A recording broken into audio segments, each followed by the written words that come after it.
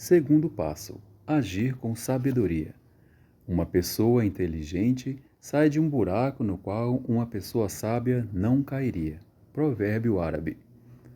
Para sermos eficazes na estratégia de restauração de nossa família, precisaremos desenvolver a habilidade de saber a hora certa de avançar e de recuar, o momento certo de falar e de calar, a hora de perder e de ganhar. Enfim, precisaremos agir com sabedoria. A sabedoria é uma virtude extremamente necessária na estratégia de quem deseja lutar de forma certa, sem perder tempo nem desperdiçar energias. Sabedoria é diferente de esperteza. Ser sábio não é sempre buscar levar vantagem sobre os outros. Ao contrário, isso não é virtude, mas defeito. Essa virtude não consiste em se mostrar ou se considerar acima dos demais, a ponto de desprezá-los ou julgá-los incapazes e inferiores. A verdadeira sabedoria é um dom que nos permite discernir qual o melhor caminho a seguir e a melhor atitude a adotar frente às diferentes realidades e circunstâncias. Ela nos faz compreender em qual momento devemos agir, falando, fazendo, etc. E em qual momento devemos recuar, deixando que o tempo coloque todas as coisas em seu devido lugar. Em meio aos conflitos e dificuldades que o dia a dia costuma nos apresentar, a sabedoria é um recurso essencial para que não coloquemos tudo a perder e não compliquemos situações e relacionamentos que já são complexos e que, quem sabe, já estejam por um fio. Essa virtude nos fará entender que, em muitas circunstâncias, o melhor ataque será a defesa e a melhor ofensiva será um momentâneo recuo. Ela nos ensinará qual é a melhor forma e o momento para falar, a fim de que não nos compliquemos nem percamos o compasso neste caminho de restauração. A sabedoria é uma virtude que caminha de mãos dadas com a prudência. O coração que age com sabedoria precisará ser prudente, compreendendo que, quando se trata de relacionamentos familiares, a ansiedade, a raiva e a agitação nunca serão bons conselheiros para guiar nossas atitudes. A prudência nos leva a refletir e ponderar as consequências antes de falar e agir. Ela nos faz refletir e encarar com mais racionalidade e menos emoção os problemas e dilemas que se manifestam diante de nós. Quem age com ansiedade e imediatismo pode até ter boa vontade em resolver os conflitos, porém, acabará potencializando-os e complicando-os ainda mais.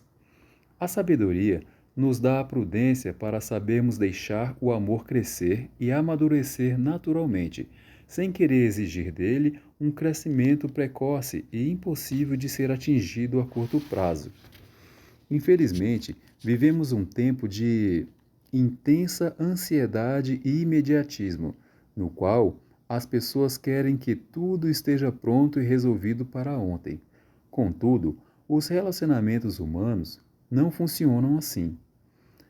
Quem quiser, por exemplo, viver com pessoas prontas e sem defeitos, o que definitivamente não existe, e não tiver paciência para estimular e formar o seu companheiro, seu cônjuge, demais familiares, etc., acabará prejudicando a comunhão e impedindo que seus relacionamentos possam realmente amadurecer.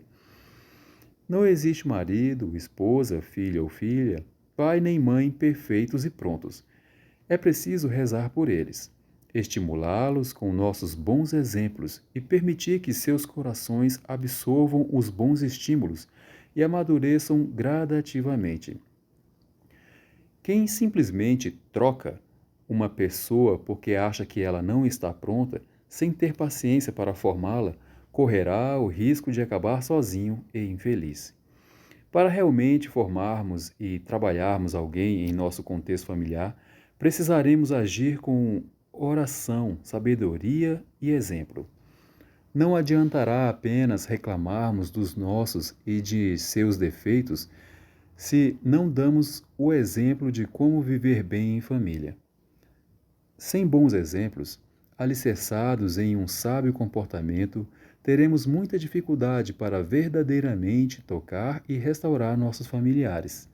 De nada adiantará reclamar e se enraivecer se antes não formos nós mesmos a mudança que queremos ver em nosso lar. Só alcançaremos isso agindo com sabedoria. Se queremos viver em um ambiente harmonioso e gentil, precisaremos ser pessoas gentis, que promovem a harmonia e a comunhão dentro de casa. Se não nos empenharmos para estimular nossos familiares com exemplos, nosso esforço será ineficaz e a restauração familiar encontrará muitos obstáculos.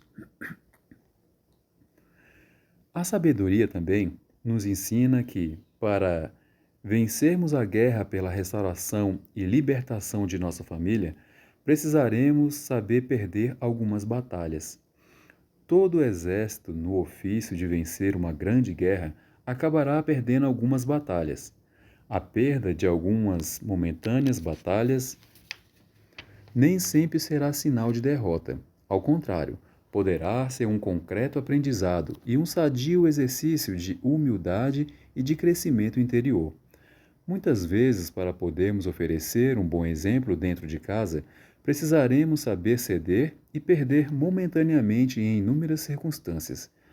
Perder e ceder para manter a comunhão, para que meu ego diminua e todas ganhem, para que o amor possa encontrar novos caminhos para acontecer. Enfim, é preciso aprender essa lição de humildade, admitindo que quem nunca sabe perder acaba perdendo sempre. Nem sempre seremos capazes de conjugar as vitórias de nosso ego e razões com nossa felicidade familiar. Nem sempre poderemos vencer em tudo, em todas as disputas relacionais, e ao mesmo tempo ser felizes em família. Para sermos realmente felizes, precisaremos inevitavelmente saber recuar e perder em muitos momentos. Precisaremos saber perder para que a raiva passe e não respondamos no ímpeto da agitação. Saber perder não pagando o mal com o mal, nem a ofensa com ofensa. Saber perder tendo paciência diante das infantilidades e imaturidades do outro. Saber perder reconhecendo nossos erros e fraquezas e conversando sobre isso. Saber perder aceitando o que não podemos mudar. Saber perder momentaneamente, aguardando que a maturidade finque raízes na realidade do outro coração. É a sabedoria que nos ensina essas lições, presenteando-nos com um verdadeiro tino para lidarmos com os outros e conosco mesmo. Ela também nos ensina a bem conduzir as inconstâncias de nosso temperamento, haja vista que inúmeras vezes somos nós mesmos e nossas nuances temperamentais, nossos ímpetos de raiva e impaciência, o que mais prejudica a comunhão em nossa família e a restauração de nosso lar. A sabedoria nos instigará a buscar conhecer a nós mesmos, compreendendo onde estão os nossos tesouros e as nossas inconsistências. Nosso ímpeto e os desequilíbrios de nosso temperamento não podem trabalhar contra a unidade da nossa família. Ao contrário, devemos submeter tudo isso a Deus, para que Ele nos ajude a administrar com sabedoria aquilo que somos e sentimos, a fim de que não sejamos nós mesmos os maiores inimigos de nossa felicidade em família. Só podemos realmente restaurar nossa família quando antes nos empenhamos e trabalhamos na restauração de nós mesmos. Nossa família só pode se tornar melhor quando lutamos e nos tornamos pessoas melhores e mais amáveis. Este é um princípio imutável.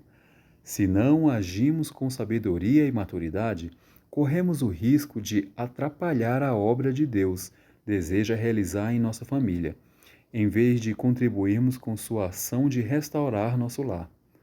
A sabedoria é uma virtude essencial para a verdadeira cura e transformação de qualquer família, independentemente de quais sejam os desafios e contexto que a tenham fragilizado.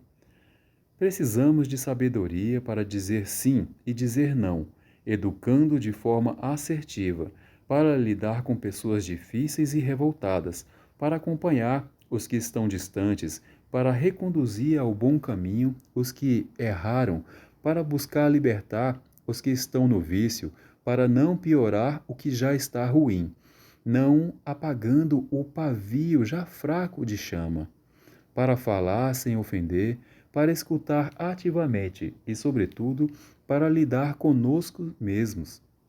Sem sabedoria e palavras certas, podemos causar um sofrimento intenso e desnecessário para nós mesmos e para nossos familiares. De fato, como escreveu Salomão em seus provérbios, uma mulher sábia edifica sua casa. E isso serve não apenas para a mulher, mas para todos os membros da família. Quando um membro do lar, seja uma mãe, pai, esposa, filho, age com sabedoria, dificilmente uma casa chega a ruir e se desestruturar totalmente. É a sabedoria da mulher ou do homem que edifica um lar e mantém estável, mesmo diante dos problemas e dificuldades que atentarem contra ele. Quem age impulsionado por essa virtude não cede à pressão, nem toma decisões em meio à agitação das tempestades. O sábio ou a sábia sempre espera a tempestade passar antes de definir o curso através do qual o barco de sua história irá percorrer as águas da vida. Quem age com sapiência não faz escolhas sem antes refletir, ponderar as consequências e rezar. O coração que assim age consegue enxergar com mais nitidez e precisão e não se torna refém da inconsistência displicente nem da busca de soluções instantâneas e mágicas. Quem age com sabedoria pode ser a porta para a restauração de toda uma família. Esta virtude pode ajudar mais do que posses e recursos materiais, como ainda afirmou o sábio Salomão em seus provérbios. Melhor é possuir a sabedoria que o ouro. Adquirir a prudência é mais precioso que a prata. Provérbios 16:16.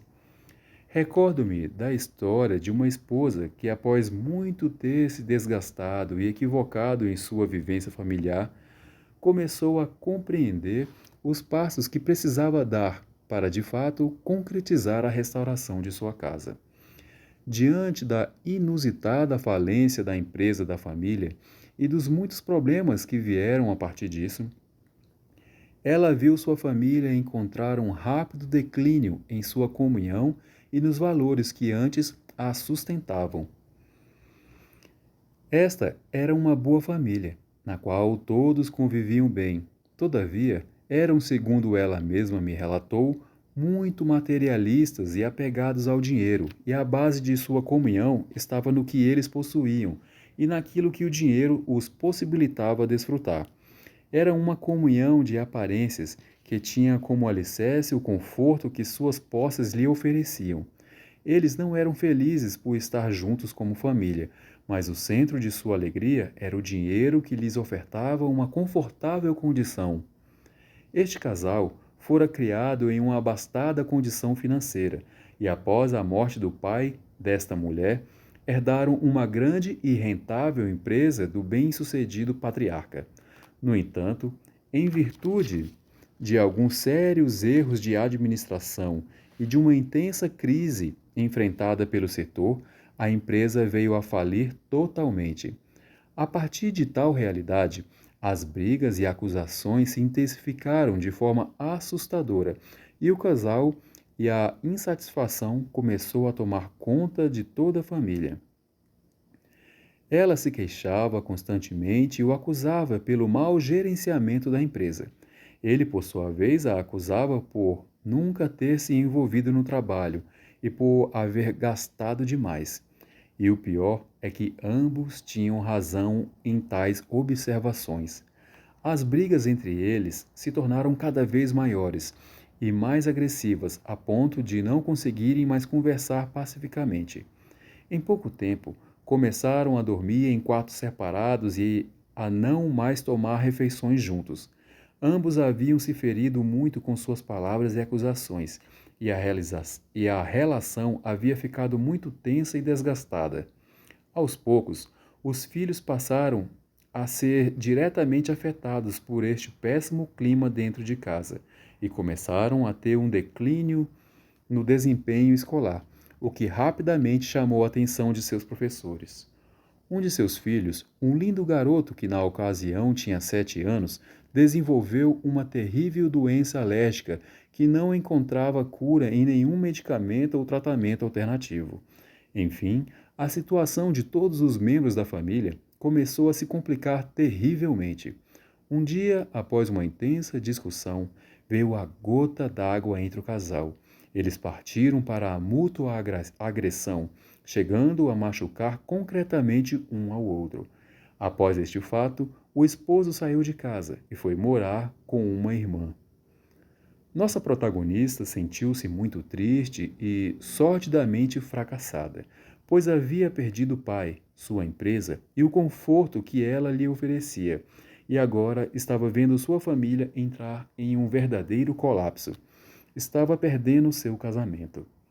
Ela ficou vários dias extremamente triste e revoltada, culpando a tudo e a todos por seus sofrimentos e desassossego.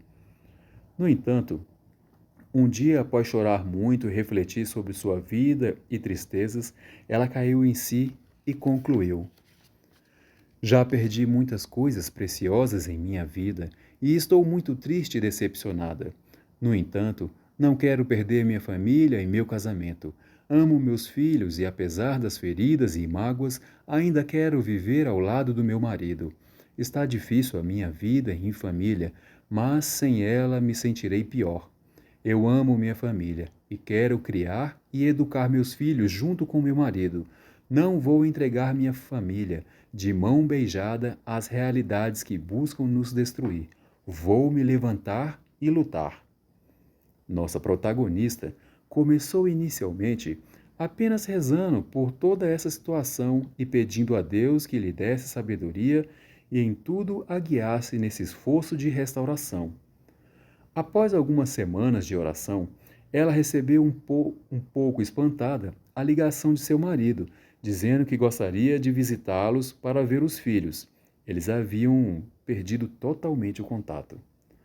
O marido era uma boa pessoa, todavia era um homem um tanto imaturo, um meninão, mimado, que não havia sido formado para lidar com as responsabilidades da vida adulta. Ele era um tanto infantil, impulsivo e inconsequente, o que acabou prejudicando toda a família. Ela, por sua vez, havia sido uma pessoa muito fútil e displicente, que se preocupou apenas com sua aparência e status, gastando fortunas com roupas e acessórios, deixando de exercer sábia e ativamente sua função como mãe e esposa. Ambos haviam cometido erros graves e tinham suas fragilidades. Porém, este sofrimento e as perdas intensas por ele geradas poderiam, se eles agissem com sabedoria, contribuir para o seu amadurecimento e crescimento como família. Ele foi visitar os filhos e falou com ela de forma rápida. Após algumas horas, outras visitas, eles decidiram conversar e chegaram a um inicial consenso.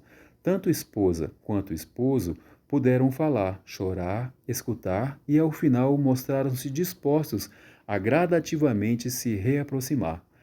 Após um extenso período de longas conversas e de várias visitas do marido, eles decidiram que era hora de ele voltar para casa.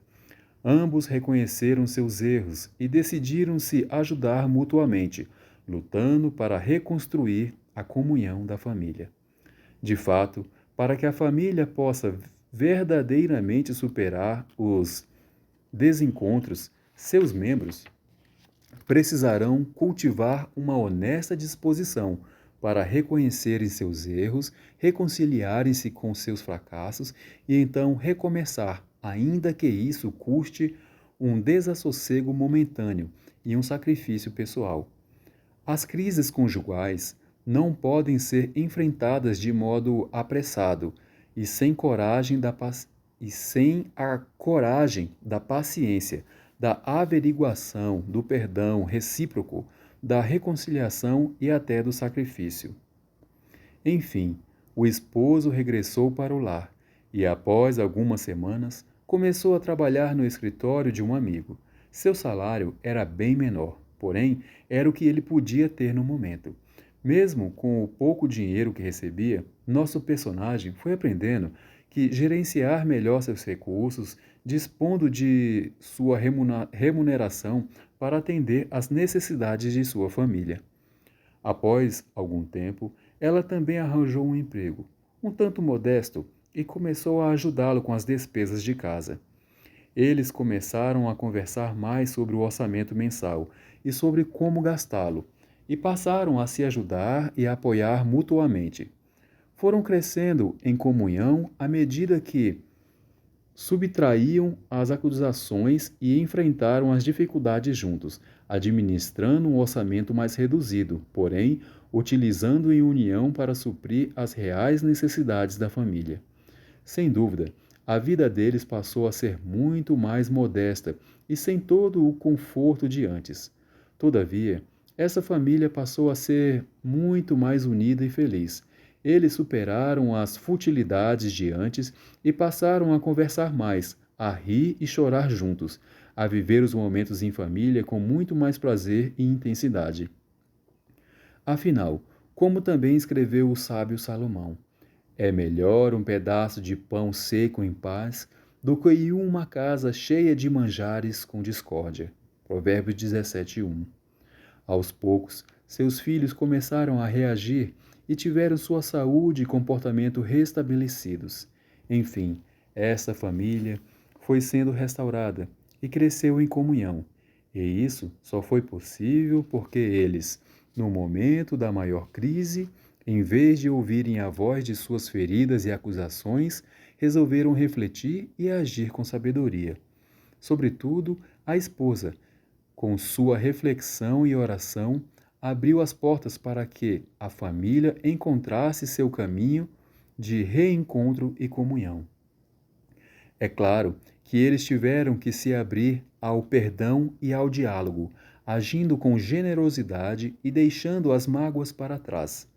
No entanto, o momento de reflexão e tomada de consciência foi essencial para que a família não acabasse por ali, sendo que uma atitude sem sabedoria e amargura naquele momento acarretaria consequências de destruição irreparáveis para toda a família, conduzindo-os a um estado no qual a comunhão dificilmente poderia ser restaurada. Este é um exemplo simples, porém concreto, da importância da sabedoria e da reflexão da vida familiar, a fim de que seja possível restaurarmos nossas famílias, trazermos luz às escuridões que ainda existam na vida dos nossos. Recordo que a sabedoria é fruto da paciência, prudência e observação atenta da realidade, porém, é antes e, acima de tudo, um dom de Deus. Peçamos a Ele tal virtude com insistência, a fim de que possamos contar com esta ferramenta muito útil em nossa estratégia de restauração de nossos lares. Despeço-me deste capítulo, deixando você com o sabor de 10 preciosas dicas para um comportamento sábio na vida conjugal e familiar. São 10 ferramentas simples e muito práticas, um precioso recurso a ser acrescentado em nossa estratégia de combate. Com certeza, elas poderão oferecer luzes de modo que tenhamos condições de encontrar possibilidades inteligentes neste belíssimo itinerário de restauração. Uma equipe de psicólogos e especialistas americanos que trabalhava em terapia conjugal elaborou os 10 mandamentos do casal. Eu irei apresentá-los aqui, já que trazem uma sabedoria prática e muito eficaz para a dinâmica da vida conjugal. Primeiro, nunca irritar-se ao mesmo tempo. A todo custo evitar a explosão. Quanto mais a situação é complicada, mais a calma é necessária. Então, será preciso que um dos dois acione o mecanismo que assegure a calma de ambos diante da situação conflitante. É preciso nos convencermos de que na explosão nada será feito de bom. Todos sabemos bem quais são os frutos de uma explosão: apenas destroços, morte e tristeza. O ideal é que a explosão não aconteça. Todavia, quando ela vier a acontecer, é preciso lutar para que não aconteça simultaneamente. Número 2. Nunca gritar um com o outro, a não ser que a casa esteja pegando fogo. Quem tem bons argumentos não precisa gritar. Quanto mais alguém grita, menos é ouvido. Gritar é próprio daquele que é fraco moralmente e que precisa impor pelos gritos aquilo que não consegue pelos argumentos e pela razão. Número 3. Se alguém deve ganhar na discussão, deixar que seja o outro. Perder uma discussão pode ser um ato de sabedoria e de amor. Dialogar jamais será discutir pela simples razão de que a discussão pressupõe um vencedor e um derrotado, e o diálogo não. Portanto, se por descuido nosso o diálogo se transformar em discussão, permita que o outro vença para que mais rapidamente ela termine. Discussão no casamento é sinônimo de guerra, de luta inglória. Que vantagem há em se ganhar uma disputa contra aquele que é a nossa própria carne? É preciso que o casal e todos os membros da família tenham a determinação de não provocar desnecessários desentendimentos. Não podemos nos esquecer de que basta apenas uma pequena nuvem para esconder o sol. Às vezes, uma pequena discussão esconde por muitos dias o sol da alegria no lar. Número 4. Se for inevitável chamar a atenção, faça com amor. A outra parte tem que entender que a crítica tem o objetivo de somar e não de dividir. Só tem sentido a observação crítica que for amorosa, sem acusações e condenações. Antes de apontarmos um defeito, é sempre aconselhável apresentar 3 qualidades do outro. Isso funciona como um anestésico para que se possa fazer o curativo sem dor. Número 5. Nunca jogar na cara do outro os erros do passado. A pessoa é sempre maior que seus erros e ninguém gosta de ser caracterizado por seus defeitos. Toda vez que acusamos a pessoa por seus erros passados, estamos trazendo-os de volta e dificultando que ela se livre deles. Certamente, não é isso que queremos para a pessoa amada. É preciso todo o cuidado para que isso não ocorra nos momentos de discussão. Nessas horas, o melhor é manter a boca fechada. Aquele que estiver mais calmo, que for mais controlado, deve ficar quieto e deixar o outro falar, até que se acalme. Não revidar em palavras, senão a discussão aumenta. Em tudo de mal pode acontecer em termos de ressentimentos, mágoas e dolorosas feridas. Para haver vida feliz no casamento, é preciso haver paz, e ela tem um preço, a nossa maturidade. Número 6. A displicência, descuido, com qualquer pessoa é tolerável, menos com um cônjuge. Na família, tudo o que é importante para o outro deve ser valorizado e visto com atenção, pois a felicidade nasce das pequenas coisas. A falta de atenção para com o cônjuge ou demais familiares é triste na vida familiar e demonstra desprezo para com o outro. Seja atento ao que seu cônjuge e demais familiares dizem aos seus problemas e às suas aspirações. Procure notá-los e reconhecer seus avanços e progressos. Número 7. Nunca ir dormir sem ter chegado a um acordo. Se isso não acontecer no dia seguinte, o problema poderá ser bem maior. Não se pode deixar acumular problema sobre problema, sem solução. Já pensou se você usasse a mesma leiteira que já usou no dia anterior para ferver o leite sem antes lavá-la? O leite certamente azedaria. O mesmo acontece quando acordamos sem resolver os conflitos de ontem. Não se ponha o sol sobre os vossos sentimentos. Efésios 4, 26b. Número 8. Pelo menos uma vez ao dia, dizer ao outro uma palavra carinhosa. Muitos têm reservas enormes de ternura, mas esquecem de expressá-las em voz alta. Não basta amar o outro, é preciso dizer isso também com palavras. É preciso que o outro saiba que é amado, especialmente para as mulheres. Isso tem um efeito quase mágico. É um tônico que muda completamente o seu estado de ânimo, humor e bem-estar. Muitos homens têm dificuldade neste ponto. Alguns por problemas de educação, mas a maioria porque ainda não se deu conta da sua importância. Como são importantes essas expressões de carinho e afeto que fazem o outro crescer. Número 9. Cometendo um erro, saber admiti-lo e pedir desculpas. Admitir um erro não é humilhação. A pessoa que admite o seu erro demonstra ser sincera consigo mesma e com o outro.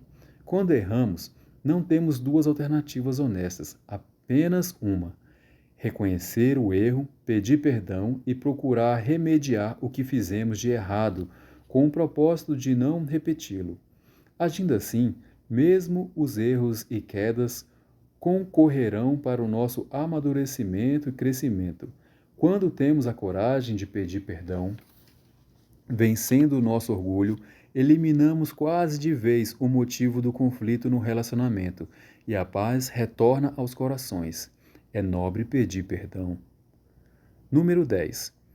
Quando um não quer, dois não brigam. É a sabedoria popular que ensina isso. Será preciso, então, que alguém tome a iniciativa de quebrar o ciclo pernicioso que leva à briga. Tomar essa iniciativa será sempre um gesto de grandeza, maturidade e amor. E a melhor maneira será não pôr lenha na fogueira. Isto é, não alimentar a situação conflitante. Muitas vezes é pelo silêncio de um que a calma retorna ao coração do outro. Outras vezes será por um abraço carinhoso ou por uma palavra amiga. Oração do segundo passo.